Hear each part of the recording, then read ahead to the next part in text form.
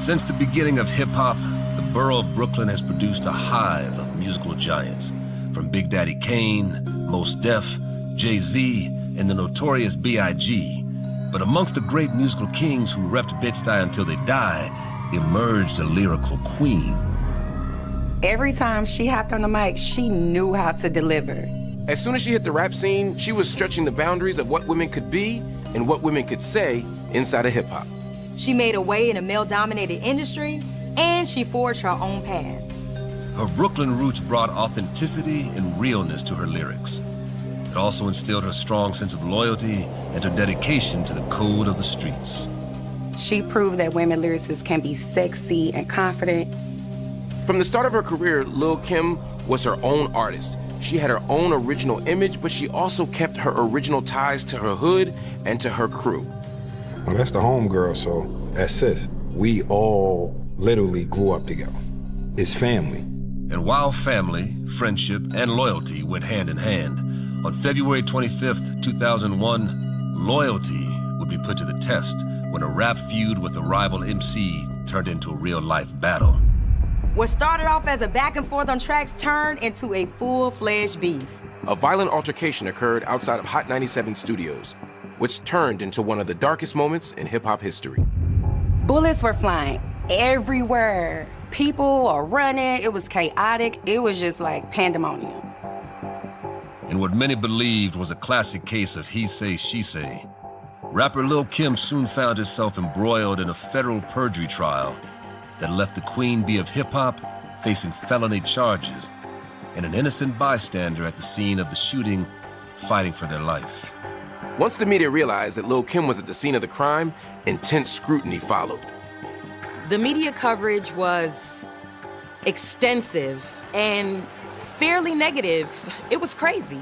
When you first walk into a federal court, when you see United States of America versus your name, that means something. People were shocked at who testified against her. Talk about loyalty.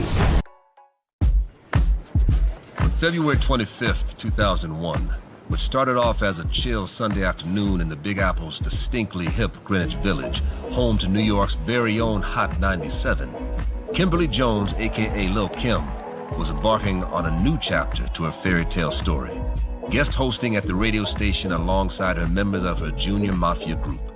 And like many new artists that dawned the radio waves before her, Lil Kim and her crew carried the legacy of heritage hustlers, born with the instinct of ambition and creativity saturated from the street mentality of, if you want it bad enough, New York has a way to get it. Many of the artists who ruled radio in the 90s were coming out of New York, like Nas, Jay-Z, Notorious B.I.G., and Wu-Tang Clan. This is a time when a lot of money started being made by the artists. So it was good and bad because the streets was also involved. In a once male-dominated field, the 90s saw a new crop of female rappers that were taking over the scene.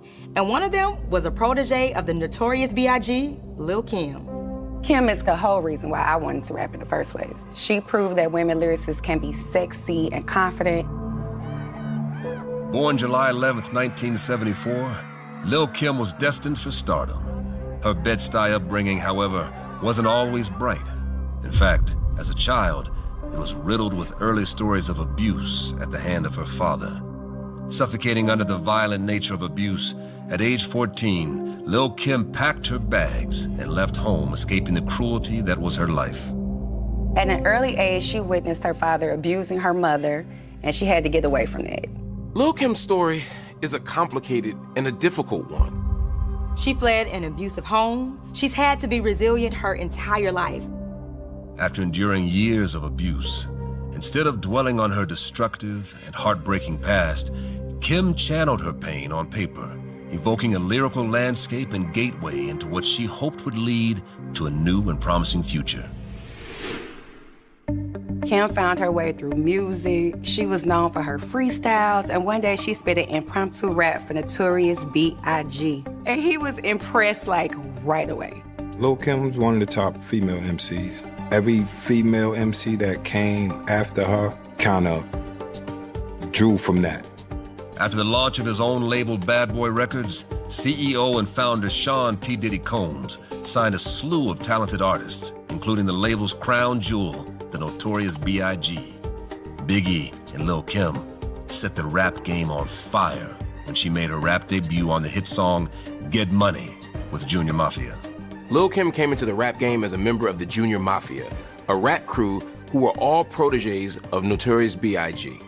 She became the only female member of Biggie's hip-hop group, Junior Mafia. The Junior Mafia were also people who she grew up with, people who she knew since childhood, and people who she would fiercely defend in business and in the streets. So we all literally grew up together. Me, Big, Kim, all of us lived on St. James. Me and Big, of course, being older than them, but they were our, these the little homies, you know what I mean? And so that's how it was. Although she was surrounded by a male crew, she stood out on her own. Soon people wanted to not just see Biggie Smalls or Junior Mafia, but they wanted to see Lil Kim standing on her own 2 feet, leading the game.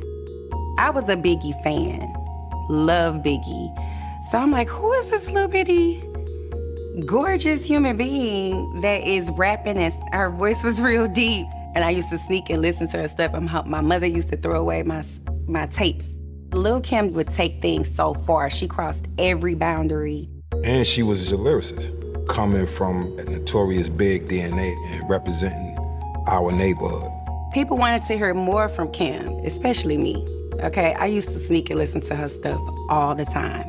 She had a unique sound and a style, and she just introduced fashion to me, and I just loved it.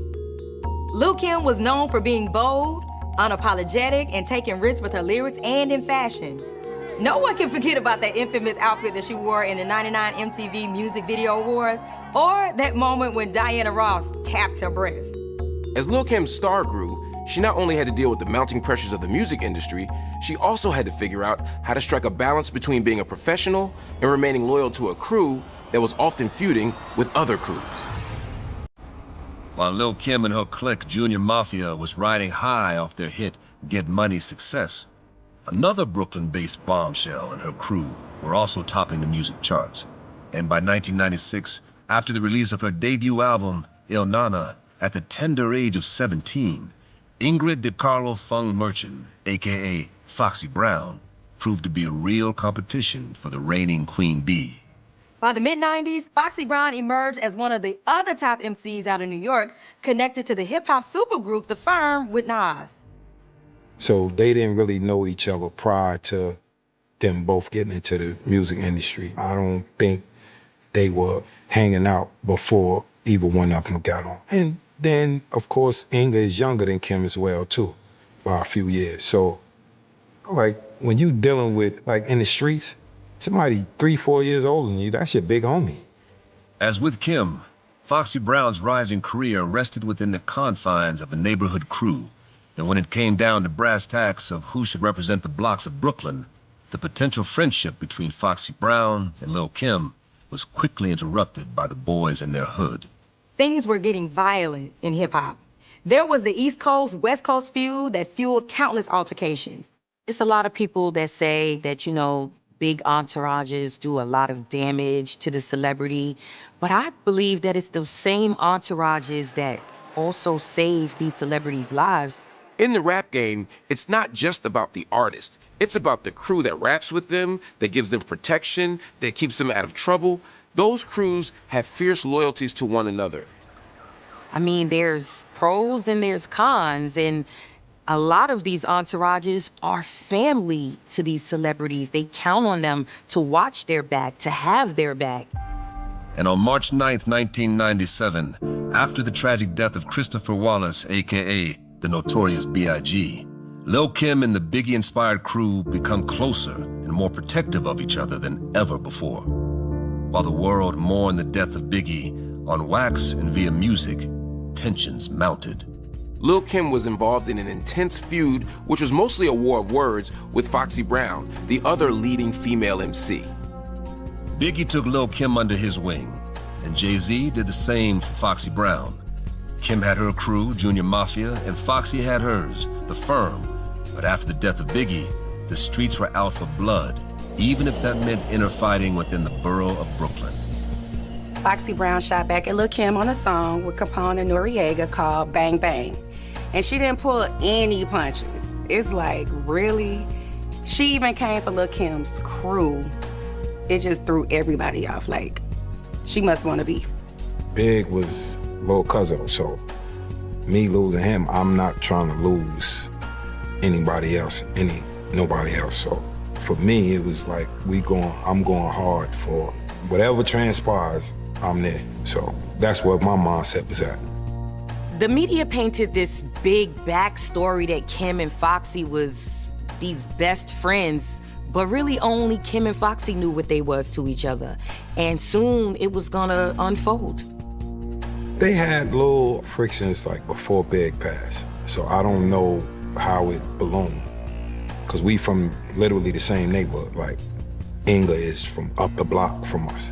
Their debut albums came out within a week of one another, and they even shared the cover of Source magazine in 1997.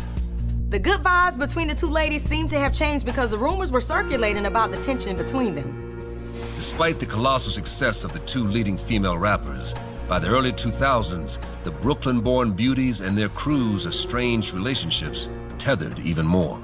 So much so that when Def Jam CEO Leor Cohen offered both Lil Kim and Foxy Brown a reported $500,000 for a collaborative record entitled Thelma and Louise, the Raptresses reportedly sent the music industry, hip-hop, and their fans into a complete and utter frenzy. This album that they've been doing for years together, anybody that knows either one of them knew it was never gonna happen. The next thing we know, a member of Lil Kim's crew disses Foxy Brown, accusing her of copying Kim's sound. Then Lil Kim jumps on a record on her second album and fires shots at Foxy herself. And things got worse from there.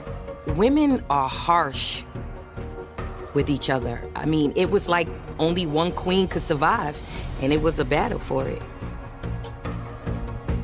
After Play Around, Lil Kim raised the stakes. She made it clear that her sharp words were for Foxy Brown on the title track for her notorious K.I.M. album. There was always tension between Kim and Foxy. It was like they came out the womb fighting. I mean, Brooklyn and Brooklyn, it was like battle, battle, battle all day long. And Foxy Brown had said multiple undesirable and offensive things about Lil Kim. I'm baffled even to this day on why it even happened. We might not be conscious of what they going through. It was clear that Lil Kim would always have strong ties to her community and strong ties to her crew. And some of those ties would eventually come back to haunt her. So now Capone and Noriega get pulled into the drama because Foxy hopped on their song. We were of the opinions like leave that between the women because that's gonna bring the streets into something that doesn't have to be involved.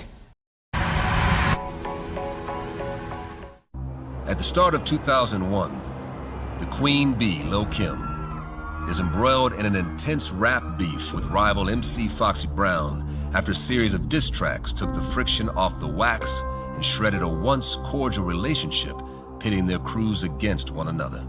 Lil Kim's career was riding high. She had just appeared on the hit single Lady Marmalade that reached #1 on Billboard 100 and went to win a Grammy the following year. Foxy Brown had just appeared on a song called Bang Bang with Capone and Noriega, rappers from their neighborhood. People were surprised about the Capone and Noriega song because nobody thought Capone and Kim had any beef. I didn't think so. Everything escalated after a crew run-in on February 25th, 2001, outside of a New York radio station. Both troops came face to face. Lil Kim and Capone of Capone and Noriega were scheduled to do a separate interview with DJ Clue for the release of his album, The Professional 2, that they both were featured on. In hindsight, maybe scheduling them on the same day wasn't a good idea. Why would the radio station schedule them back to back? It was known that they were beefing. I was at Hot 97 because got the information that Capone and Noriega was gonna be at the radio station the next day. So this is the perfect time for us to, clear the air. That was my purpose, to get there, to clear the air so we can get all of this, taken care of. And Foxy wasn't there. When the crews met in front of that radio station, Lil Kim's crew had very strong words and ultimately physical reaction to the presence of Foxy's crew. These two crews had established tension, so confrontation was no surprise. Members had grievances to unload, and both crews stood ready to prove that their bite matches their bark. When you have encounters in public like the one we saw in front of Hot 97, it's going to be a volatile situation. I saw Capone, and a G homie of mine approached him and spoke to him. I felt that the response he gave to my G homie wasn't respectful enough. And when I spoke up, they were able to see the nozzle of my gun. So once they saw that, it was just pandemonium and chaos started from there. The crews of Lil Kim and Foxy Brown are head-to-head. Things quickly turn violent as guns are pulled by both crews. The two crews exchanged words, and then that broke into a scuffle and someone started shooting. Once I interjected, then, that's when shots end up getting fired. This was a full-blown shootout. It didn't happen in the hood. It was in the middle of Manhattan, in the middle of the day. It was wild. One person is hit while others are running away in fear and shock. According to reports, the victims stayed on the ground. They tried to play dead so they didn't get shot again. Kim had taken off in her limo when the shooting started. Everybody fled the scene. Amidst the mayhem, the wounded victim, Efrain Ocasio, a friend of Capone, was struck in the back. As sirens and police began to close in on the scene, Ocasio fled from the chaos. Even the victim, he was hurt and ran off too. If presented with the same variables, I probably would have did the same thing. After the gunfire, police swarmed the scene, gathering evidence, taking witness statements, and trying to piece together the sequence of events that led to the shooting. As police combed through the scene, they discovered that nearly 30 rounds were fired in the shootout. In the midst of the melee, one bullet pierced through the walls of a nearby apartment. It wasn't long before the media got wind of the story. By the time it hit the media and got to everyone, we all knew this was no ordinary shooting. Once the media realized that Lil Kim was at the scene of the crime, intense scrutiny followed. I remember I got a phone call and they were like, Kim was involved, Junior Mafia, the boys, everybody was involved. And I'm like, what just happened? I just saw them, what just happened? Once it was announced that Lil Kim was on the scene, word spread like wildfire. It was a media frenzy. Everybody wanted to know what really happened. Investigators became increasingly eager to talk to Lil Kim. They were on the hunt for details regarding the sequence of events that led to the shooting and the identities of the gunmen that fired over 30 rounds at the scene. Investigators questioned Lil Kim the next day, and she wasn't giving up any information on who was with her at the radio station and told them to contact her lawyer. The incident in front of the Hot 97 studio is a reminder that in hip-hop culture, what starts off as a war of words can end in real-life violence. The media quickly spread news everywhere that Kim was denying connection to the shootout and how she was saying she had no knowledge of anything that was going on.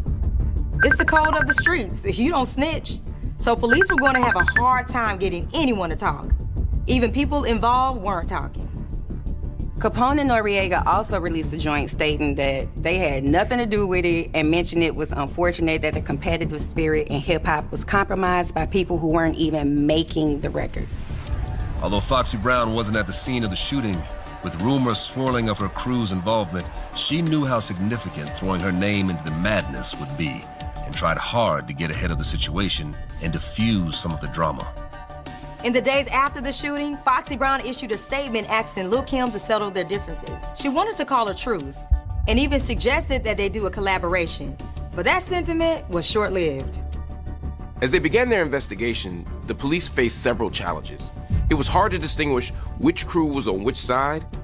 They also had to face the challenge that many people didn't want to talk at all. Of course they're gonna ask if but it's nothing to talk about. I think the police were hoping to connect the dots through Lil Kim, but she was in a tough spot. This shooting in front of Hot 97, it was the beginning of legal battles for her. I mean, they wanted the identity of the shooters, and now they had to question everybody.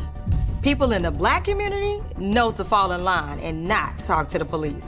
Some of it is because of the past history with police. Some of it is in fear of retaliation. Law enforcement desperately needed something to avoid losing the momentum of the case. And in the days that followed, detectives would soon get their hands on crucial evidence that would provide a break in their case. The security camera footage was critical in advancing the investigation. February 25th, 2001, a shootout outside of a New York radio station between members of Lil Kim's crew and associates of Foxy Brown left behind a barrage of bullets and a legacy of rap beefs gone very, very wrong. As one man laid wounded and fighting for his life, the media latched on to the story, causing rapper Lil Kim's name to be drugged through the industry streets. Through the footage, they were able to identify who was there, who entered the building, and potentially who fired a weapon. A key challenge for the police was the quality of the security cam footage. Unlike camera footage now in the 2020s, footage in 2001 was grainy, it was harder to identify people, and it was much harder to expand without compromising the visual integrity of the image. Even though they was grainy, but it had to be somebody that corroborated. Opening up to the police and divulging information about people she's close to isn't something she want to do. Like, snitching is just a no-no, especially in the hip-hop community. Although the footage was far from perfect, it still became a key element in investigating and ultimately solving the crime. I could imagine that the scene in front of Hot 97 was chaotic. I'm sure it was hard to determine who was the shooter, any of it. Police saw that Lil Kim was indeed on the security cameras. This was alarming to them, so her refusal to cooperate and be forthcoming about the incident will come back to hurt her. People that worked at the radio station saw me before. I don't know if they knew my name, but they knew my face. Through the footage, investigators were able to delve deeply into the identities and the relationships of the people on camera. They raided Queen Bee offices, so they had all her informations of money dealings and all of that. Lil Kim got called to testify in front of a grand jury because they saw her on the security tapes. She was clearly there. The Queen Bee, Lil Kim, found herself at the heart of the investigation. Not as the shooter, but her presence and associations would drag her into a legal maelstrom that questioned her credibility and tested her loyalty. By June of 2003, U.S. attorneys for the state of New York's Manhattan District had gathered enough evidence to convene a grand jury and rap superstar Lil Kim an official subpoena, forcing her to testify. This case was lingering and hanging over her head, but she was subpoenaed, so she had to go. The people that they showed on camera were, in fact, me and my co-defendant. She said her former manager, Damian Butler, was not there that day and claimed to not know C. Gutter Jackson, the other person involved in the shooting. These were some serious charges because the shooting actually occurred on federal property. In court, prosecutors played a videotape showing Lil Kim standing outside next to her manager, Damian Butler, around the time of the shooting. Also with them was a childhood friend and junior mafia crew member, C. Gutter Jackson.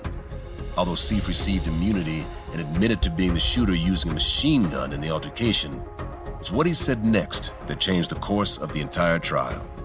Yeah, when they asked me if I know Kim, well, they asked me with a picture. I couldn't deny it. Kim testified that she didn't see what happened and she didn't know the shooter. Perjury is a serious charge, and it doesn't help that it's insulting. Lying on your own time is one thing, but lying to the courts is gambling with your freedom. Jackson testified that he and Lil Kim had been friends for 10 years. However, when she took the stand, she claimed she didn't know him. This single contradicting testimony not only proved damaging to Kim, but detrimental to her defense team's case. Lil Kim was facing 2 federal charges, obstruction of justice and perjury, both federal crimes and both felonies. It's not a good idea to lie to a grand jury. These were some serious charges. They were federal because of the type of guns used and who they were used by. I copped out to possession of a machine gun. While headlines circulate and rumors swirl, police determined 5 guns were used during the altercation.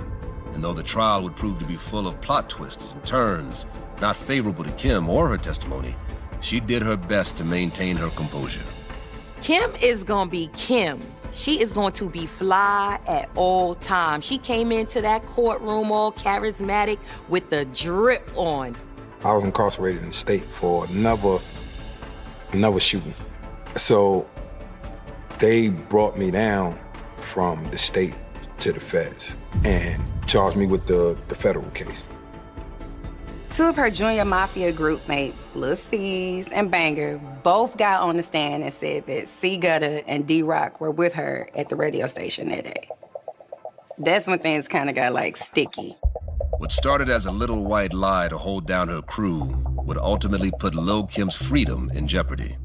She pleaded not guilty and planned to fight the charges. Some people were surprised that they actually went through with the charges against her. Even her lawyer felt like she was being unfairly targeted. They was basically going after her because she was the name. I ain't understand why Kim went to trial.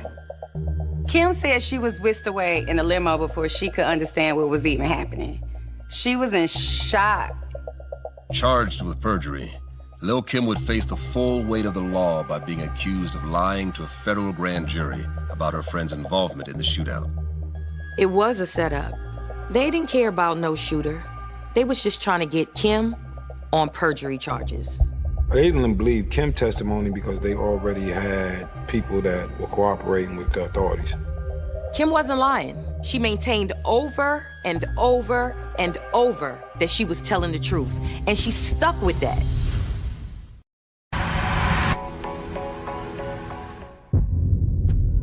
On April 14th, 2004, Lil Kim turned herself in to be indicted on her federal charges that included perjury, conspiracy to commit perjury, and obstruction of justice. After surrendering to authorities, she was released on a $500,000 personal recognizance bond. We was all scared because it was like they were saying that if she was found guilty, she was gonna get 20 years, and to me, it just didn't match the crime. Her team expected her to be vindicated in court. Yet, after a series of legal motions and delays, Lil Kim's perjury trial commenced in March of 2005 amidst a flurry of media attention. In many ways, the prosecution's case was quite simple. Lil Kim says that she was on the scene but did not see anything violent happen. She also says that she was unaware of the presence of 2 key perpetrators on the scene. They said she was wearing goggle sunglasses and a hat pulled down around her face the day of the shooting, so she couldn't even see anything. The defense's case was a lot more complicated and challenging. They had to paint Lil Kim as somebody who was just swept into a moment, unaware of what was about to happen and what ultimately happened. The prosecution found Kim's eyewear excuse laughable, and at one point taunted the excuse that her magic sunglasses blocked out the view of gunfire and her friends with guns. Her trial would not just scrutinize her actions, but would cast a spotlight on the culture of silence in the music industry and the bonds forged in the streets that shaped her. She testified that she was bullied by the prosecutors during the grand jury proceedings, and she was the victim, period, and couldn't believe that she was being berated the way she was. Assistant U.S. Attorney Kathy Siebel tried to appeal to the jury to remember the charges brought before them and not the charm of the individual on trial. Kathy Siebel told the jurors that the testimony was preposterous. It was insulting. She played to that jury, turning to them often. She even had one of them female jurors burst out in laughter. I mean, that's the type of personality Kim got. If you knew her, you knew that about her. Despite what was happening inside the courtroom, her fans continued to show their unwavering support. During her trial, fans attended, greeted her outside the courtroom, waving, offering their support. I mean, she walked into that courtroom, she was all charismatic. Lil Kim appeared in court dressed more conservatively than usual, but still with her queen bee flair. But style and flair couldn't stop the harsh realities of Kim's testimony and the fate that awaited her if found guilty of perjury during the trial. And with the two shooters from Lil Kim's entourage, Damian D-Rock Butler and Sif C. Gutta Jackson, both copping to pleas, Kim's words of not knowing them would eventually come back to haunt her. That's all I could do was plea. I was supposed to get 96 to 116 months or something like that, but I got upward departed to 144 months. To make matters worse, members of her crew turned into federal witnesses, testifying directly that they saw Lil Kim see the violence and that she was directly knowledgeable of everything that happened. What shocked everybody was that members of Junior Mafia testified against her. This was far bigger than her individual story. This was about accountability. I know Kim was hurt and didn't want to believe that she would actually get convicted. This whole case was about trying to make a point and send a message to the hip-hop community. After weeks of testimonies, Lil Kim's federal perjury trial came to an end with shocking testimony against the former protege of the notorious B.I.G. testifying against her. Fans of the rapper waited with bated breath as the jury read the verdict. With Bible in hand, Kimberly Jones, a.k.a. Lil Kim, awaited her fate. Lil Kim was acquitted of obstruction of justice, but found guilty on 3 counts of perjury and 1 count of conspiracy to commit perjury. Her supporters sobbed and stormed out of court when the verdict was read. The public response to the Lil Kim case was much bigger than her individual story. It became about the artist's role in shaping society. Fans were yelling in support outside the courthouse. They were very upset at the outcome. We was all devastated. You know, he kind of got, our lights got snuffed out. It was a dark time. It wasn't surprising that Lil Kim was found guilty of perjury. Based off the evidence they had, I mean, you're there. There's no way she can get out of this. Now the question was, how much time was she going to get? She was facing up to 20 years. This was about a rap industry that was getting paid extremely close attention by a criminal justice system, and we had to ask ourselves, what's fair?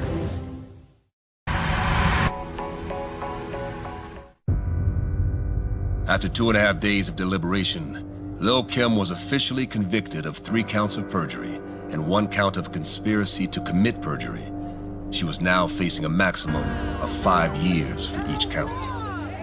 I remember she pulled out her Bible, she clutched it close to her, and she made her statement.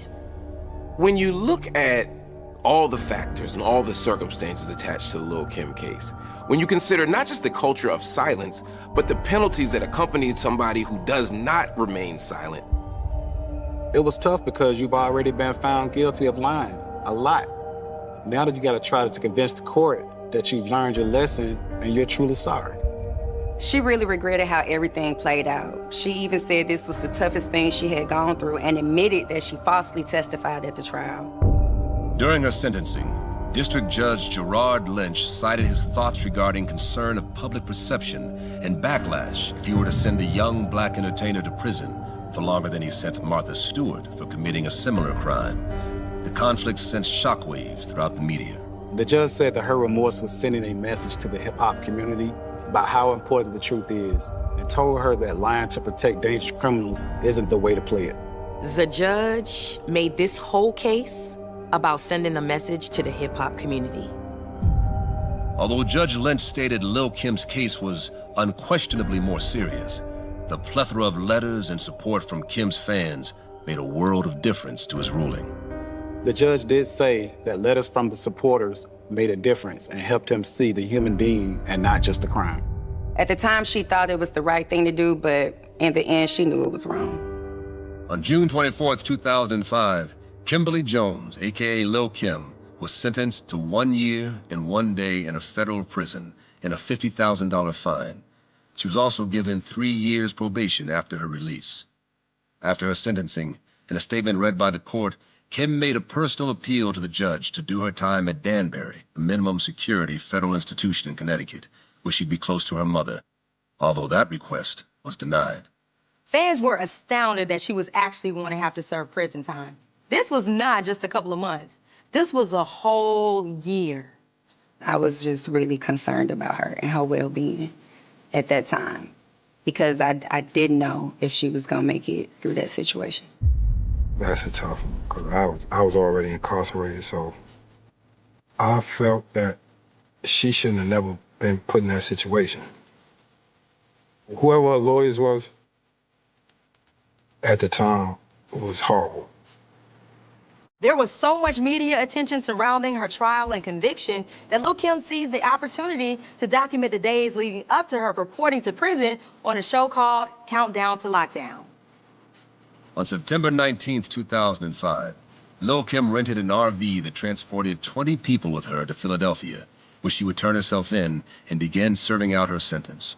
Although unorthodox, the warden of the prison at the time allowed Lil Kim's mother, brother, and lawyer to escort her into the detention center to say their goodbyes. Kim told fans she would read, pray, and write music, promising to come out stronger and more confident.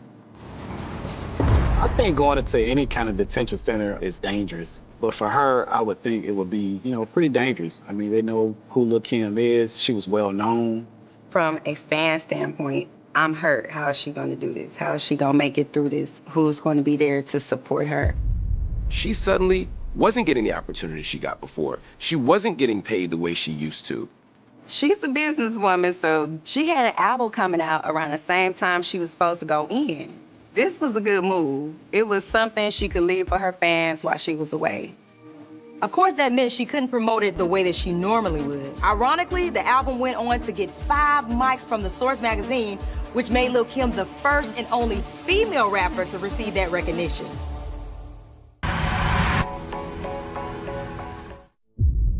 After being convicted of perjury in a widely covered trial, Grammy Award-winning rapper Lil Kim's career was put on ice, and she began serving a 1-year and a day sentence in a Philadelphia detention center.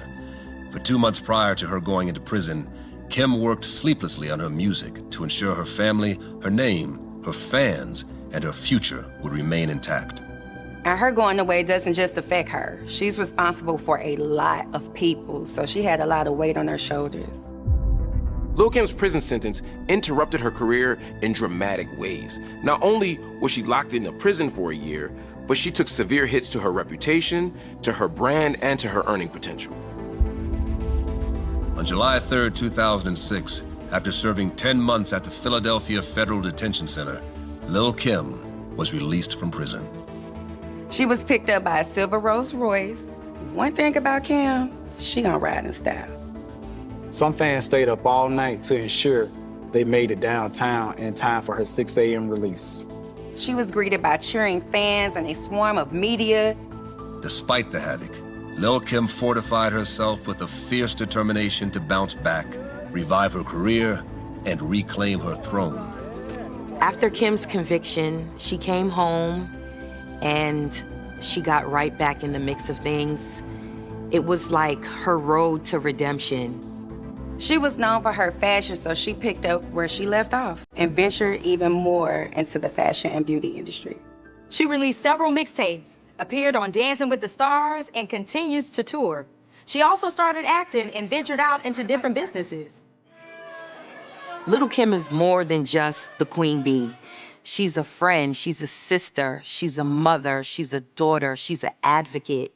She helps our community and she moves our culture forward. Lil Kim's story serves as a cautionary tale and a reminder of the potential dangers of blindly following the codes and pressures of street life. Lil Kim has remained haunted by the choices she made and by the penalties she paid. But she continues to fight, she continues to put out music, she continues to restore her reputation. She is an example of resilience. She went back into helping the community, helping bring other artists up, being the fly queen that she is. Her story is a testament of her resilience. Lil Kim definitely one of the top female MCs.